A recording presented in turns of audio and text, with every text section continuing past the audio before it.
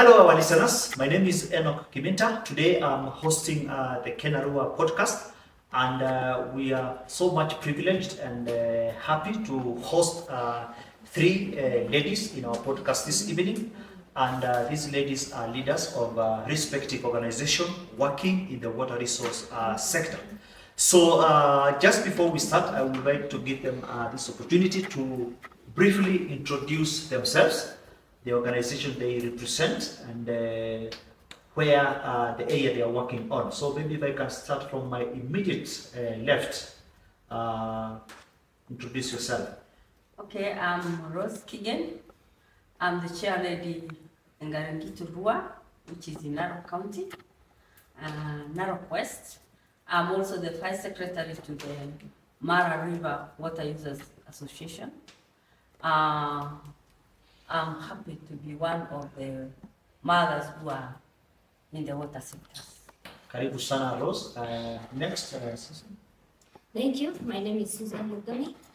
I work for Ranapua, that is Lake Naivasha Basin Umbrella Water Resource Users. We're based in Naivasha. We work in Lake Naivasha Basin that covers Nyandarua, Nakuru, and some parts of Narok. And I'm happy to be here. Thank you. Welcome. Next. Yeah, my name is Grace Kimani. I'm from Naivasha Basin Landscape Association. I'm the vice chair in the association. The association is based in Lake Naivasha Basin.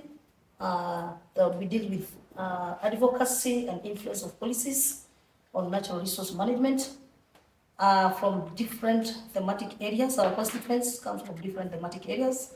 That is, personally, I come from the beach management unit as the representative and also a leader there. I'm the patrol leader there and also the chairperson to the CBO, the Fisher Folk CBO. And also in the same association, we have CFAs, we have brewers, we have farmers, we have pastoralists, and waste management, such, and many more groups, and especially those that deals with all in natural resource management. Yes. Great, awesome. Thank you very much, and I want to welcome you to this podcast. So just to start us off, we know, and in Kenya we know the water sector is a male-dominated sector. Normally, that has been the routine. And I see the three of you having key leadership roles in your respective organization. Could you just maybe as a motivation to the other women who are watching this podcast this evening, what motivated you to take the leadership position, and maybe share some lessons, experiences that could really trigger those other women across the country have a passion and have interest in taking some of these leadership positions. So maybe I can start with you, Grace. Yeah. What I'd say is that when you empower a woman, you empower a nation, or rather international. What triggered me to be a leader is that when I was starting my fishing, when I was starting in the fishing sector, or when I started dealing with fisheries sector, I saw so many gaps that were supposed to be filled by great minds and those people who are suffering. And I felt that women were part of those who are suffering because the issue of livelihoods normally goes directly to women and children. So I decided to be part of the leadership, and I tried it once. It failed as usual, and when I did it, I tried it the second time. I succeeded, and by good luck, I exercised my leadership, and the team in the beach management unit saw the leadership in me, and that was my starting point, whereby I now upgraded from that lower levels of leadership to high levels, and that has led me to be a member of the Lake Naivasha Basin Landscape Association, where also they saw my effort and capacity, and I became the vice chair. So what I've been doing is what most of men who are leaders fail to do, because sometimes brains and gender, and I don't think they match. Because what a man can do, what I believe in is a woman can do it even more better, because of commitment, a woman who is dedicated. If at all a woman becomes a manager in her own home, what if you give her the management of a certain institution? So they can do as well. So that is what most of women, most personally, I felt I should lead these people. Secondly, the women were so much oppressed, they could not participate in decision making, and that led to their agenda or their feelings. That nobody could feel we didn't see the impact of we didn't benefit anything from the sector, fisheries sector, whereby now fishery is no longer fish for food, but also economic ways. Secondly, there was that sex for fish, that only men could do the fishing, and then for women to get that fish, they could go for that intercourse, which is a very bad thing to women and demoralizing women so much. So I decided, no, let me be at the forefront of this, and I'll be able to advocate for women and stop this sex for fish. And as I speak, now it has reduced to 60%. We are heading to 80, 90, and I believe in the near future, there'll be no more sex for fish in the fishing industry. Yeah. Great, thank you so much, Grace, for that perspective. And indeed, for those who may want to know about Lake Naivasha, which we will talk about a little on later, Lake Naivasha is a lake with diverse biodiversity. Communities are depending on it for various resources. For instance, the fish, where he works for as the secretary for Lake Naivasha Beach Management Unit Network. So you see, it is possible. Grace is a good example to follow, that indeed, even in the fishery sector, women also can take up the role of leadership and be able to be part and parcel of benefiting from those resources from the lake. So we move to Susan. Yeah, thank you, CEO. Working for Lake Naivasha Basin and the Water Resource Users Association, and understanding that RUA is the smallest unit in management of water resources, and therefore I'm happy to be and I'm privileged to have worked as a woman in that organization, and I'm happy because I get to stand in the gap to empower my fellow women, because we understand, especially on water resource management and the gender role that it's given to women, whereby they have to cater for their families, they have to look for water, they have to know their children, how they will be taken care of, the domestic roles. So we understand that that management at home level, in terms of water use, and having the impacts of climate change, whereby the rivers are drying, the catchment areas are being degraded. So as women, I stand in the gap to empower the women who are at RUA, because we have women leadership in those Water Resource Users Association, whereby they come in and they start to give their decisions, because we understand the participatory approach in decision making to anything that we do regarding water or natural resource management is key, and therefore women feel appreciated, and women feel part and parcel to safeguard their water resources, and therefore we feel that encompassing women and girls involvement in natural resource management, it's an approach that is working, and it's worth being embraced. Thank you so much, Susan, and I must congratulate you at such a young age. You are leading an institution that is bringing together 12 water resource users associations in Lake Naivasha Basin, and breaking it further in each water resource users association that is the member of the umbrella RUA.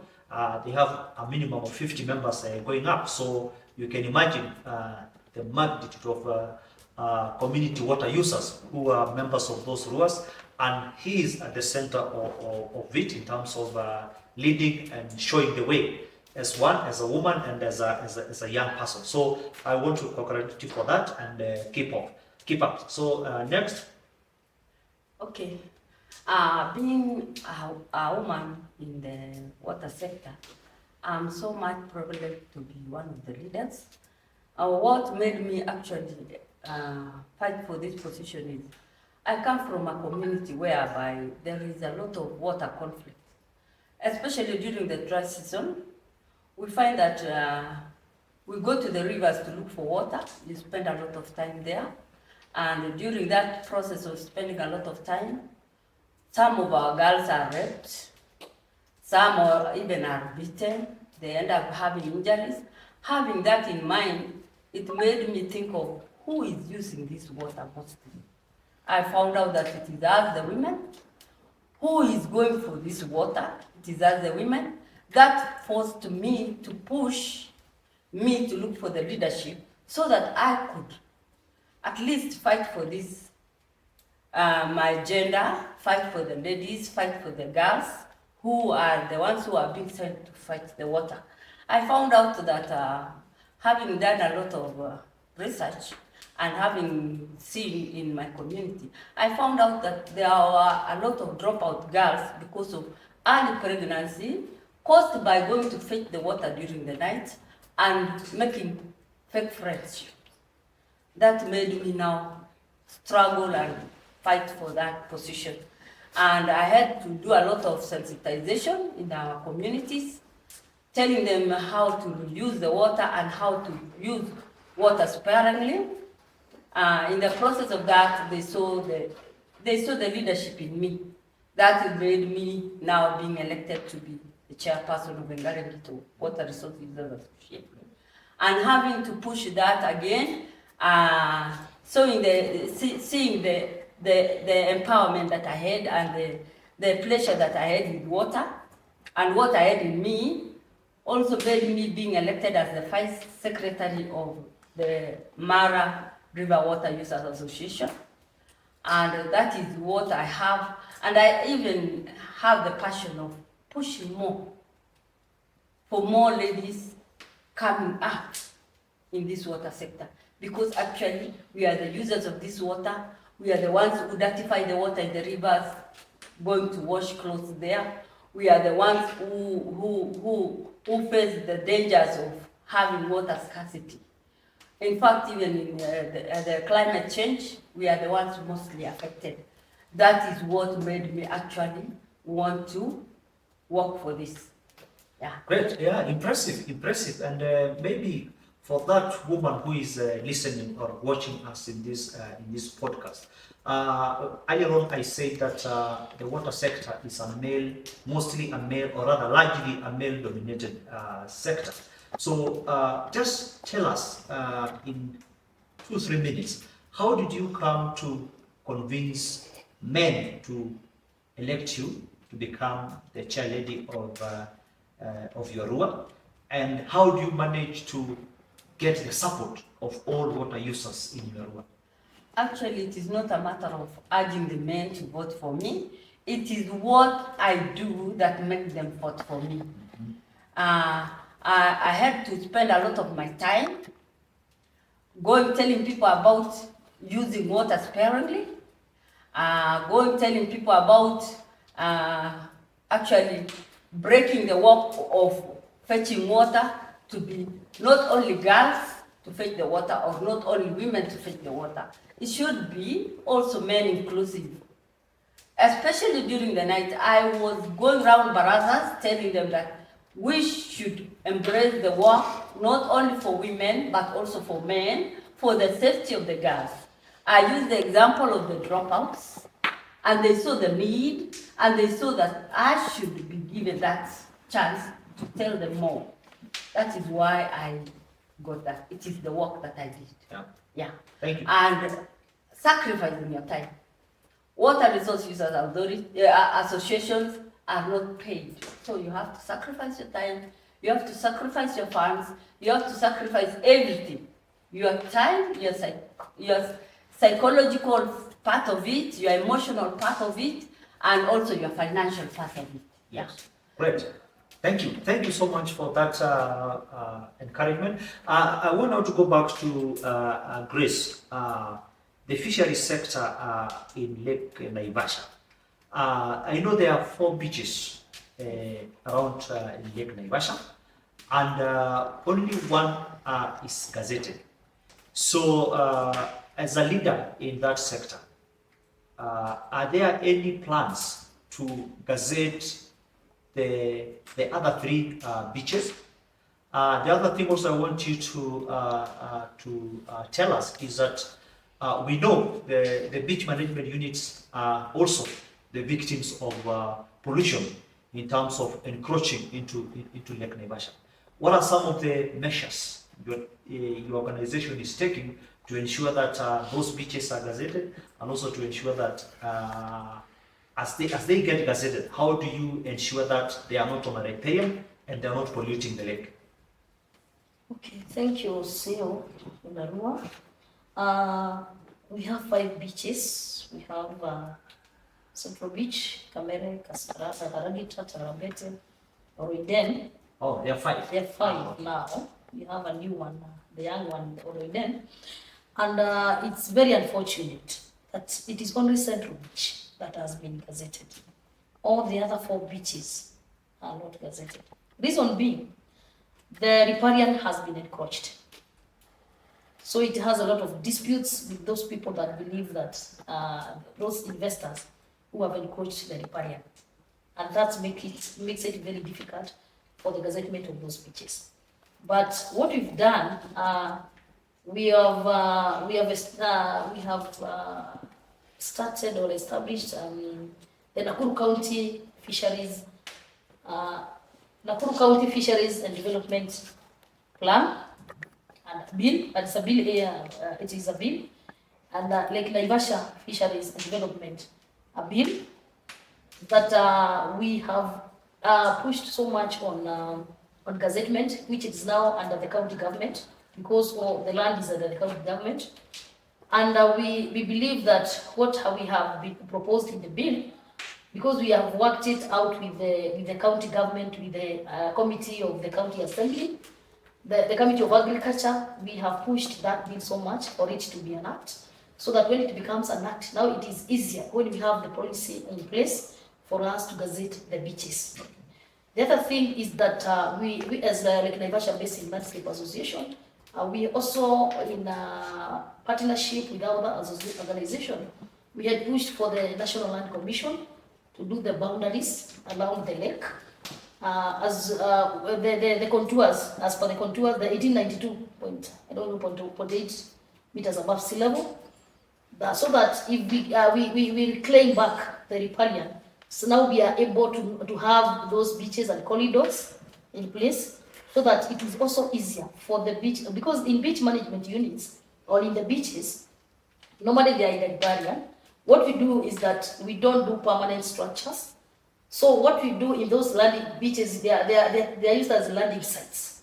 So what is happening is that we are pushing so much for that policy, so that if you have it in place, so now we can be able to move to the other steps to be able to gazette the beaches. Yeah. The other thing is that although the National Land Commission did not complete that exercise, it's unfortunate.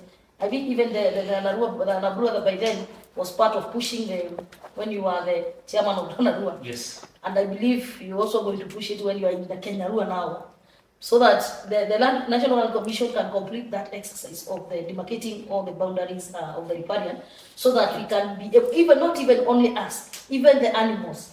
You know, most of the investors have fenced almost around the lake. They have encroached, so that even the hippos, they don't have anywhere to feed at night.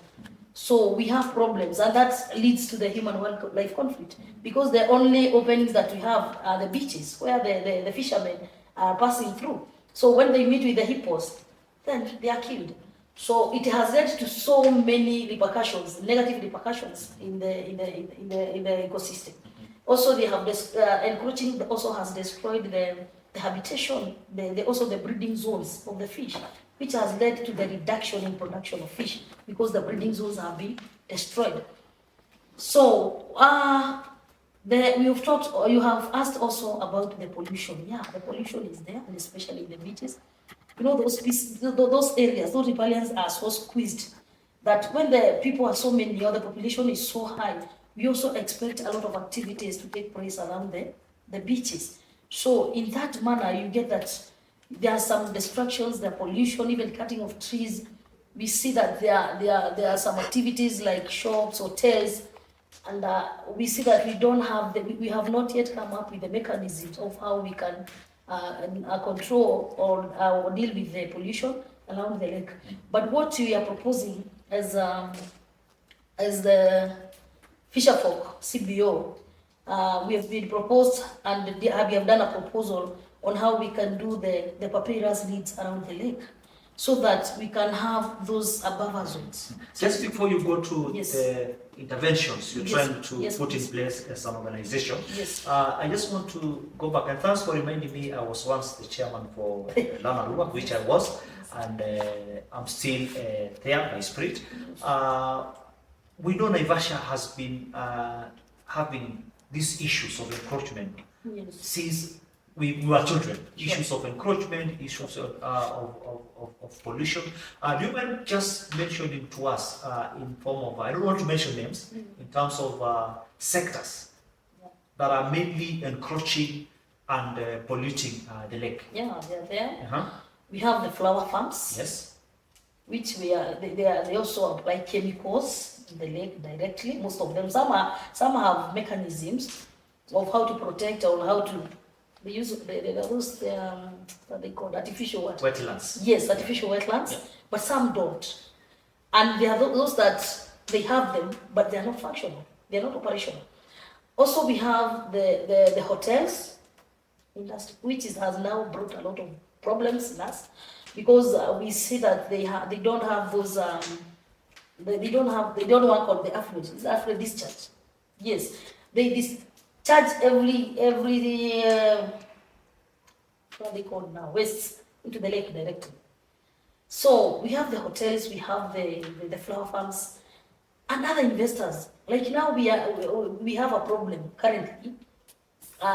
We have the problem of backfilling. Yeah, those investors, they are doing backfilling for them to do their construction in the lake.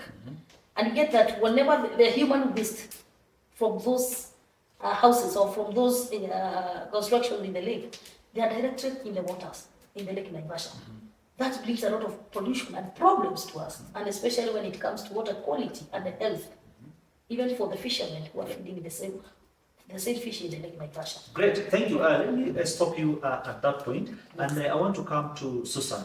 You work for the 12 Water Resource Users Association in Naivasha.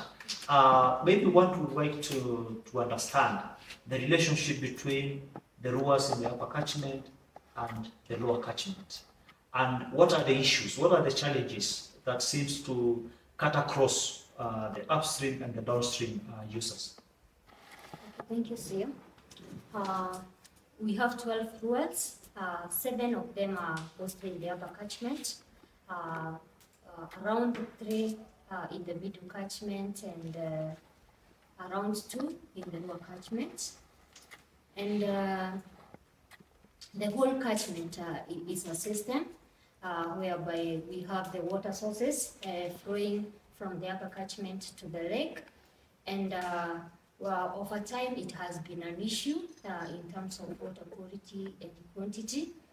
And we understand that we have to work harmoniously for the upper catchment rowers and the lower catchment rowers. Currently, we have a program we're implementing called the River Health Assessment, whereby we involve the community to undertake an exercise where they collect the data on water quality issues and quantity in terms of the biota health and water quality in terms of the pH and water clarity, that is the silt rod.